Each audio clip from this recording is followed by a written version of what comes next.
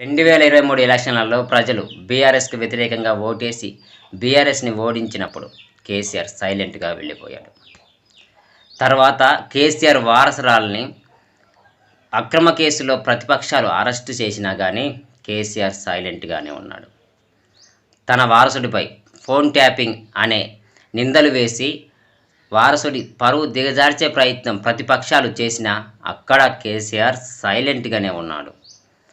తన ఎమ్మెల్యేలను, తన ఎంపీ అభ్యర్థులను, తన ముఖ్య కార్యకర్తలను ప్రతిపక్షాలు తమ పార్టీలో తీసుకొని బీఆర్ఎస్ పార్టీని బలహీనపరిచే ప్రయత్నాలు చేస్తున్న కేసీఆర్ సైలెంట్గానే ఉన్నాడు.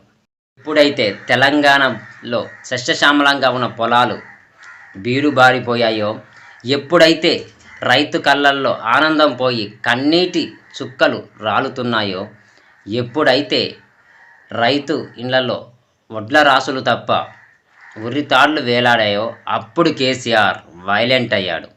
అప్పుడు కేసీఆర్ తన గళాన్ని నిప్పాడు. అప్పుడు కేసీఆర్ తన పోరాటాన్ని మళ్ళీ మొదలుపెట్టాడు. ఇక్కడే తెలుస్తుంది కేసీఆర్కి తనకంటే, తన వారసురాల కంటే, తన వారసుడి కంటే, తన పార్టీ అభ్యర్థుల కంటే తెలంగాణ వాసులే ముఖ్యం, తెలంగాణే ముఖ్యం. తెలంగాణ కోసమే ఈ బీఆర్ఎస్ పార్టీని స్థాపించి తెలంగాణ కోసమే తను ఉన్నంత వరకు పోరాడతానని నిరూపించిన ఘనత కేసీఆర్. జై తెలంగాణ.